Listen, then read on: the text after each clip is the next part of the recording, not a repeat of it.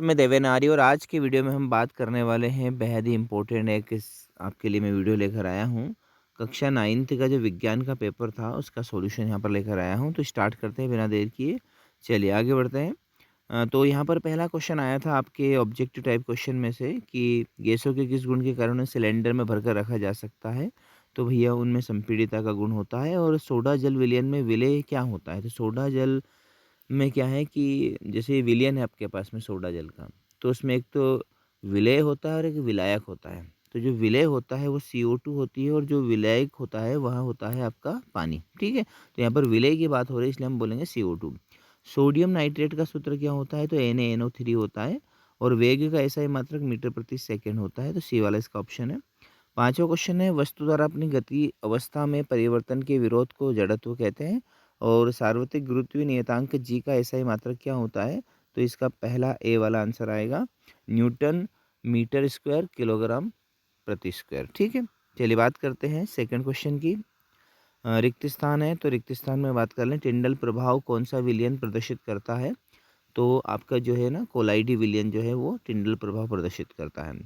और निश्चित आवेश युक्त परमाणुओं का समूह क्या कहलाता है? तो उसको हम बोलते हैं बहुपरमाणविक आयन, ठीक है? यहाँ पर मैं लिख नहीं पा रहा हूँ लेकिन आप जो है सुनकर इसका जो है समाधान कीजिएगा। थर्ड वाला है कोशिका झिल्ली किसकी बनी होती है? तो लिपिड और प्रोटीन की बनी होती है।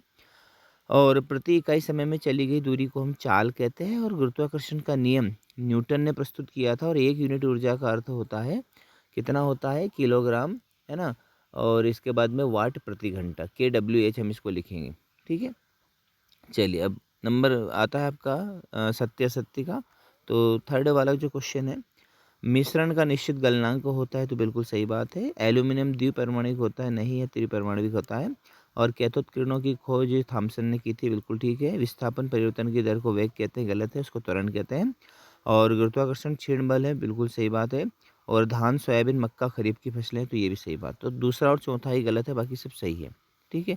चलिए आपका चौथा प्रश्न है सही जोड़ी आपको मिलाना था, तो हम बात कर लेते हैं कोलाइड। तो कोलाइड जो है वो दूध जो है कोलाइड विलयन होता है। मैग्नीशियम क्लोराइड ई वाला इसका आएगा MgCl2।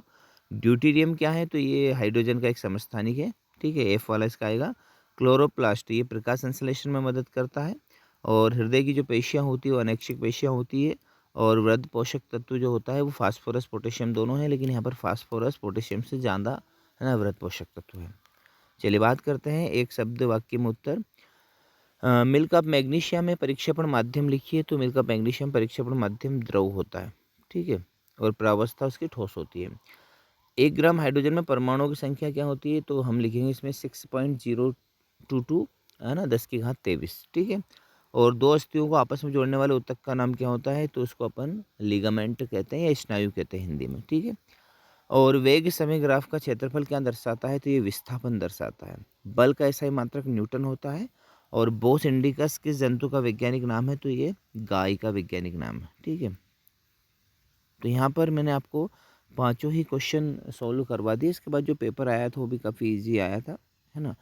और इसी प्रकार की वीडियो देखने के लिए आप चैनल को सब्सक्राइब करें। वीडियो अच्छा लगा हो तो लाइक और शेयर जरूर कर दीजिएगा। Thank you.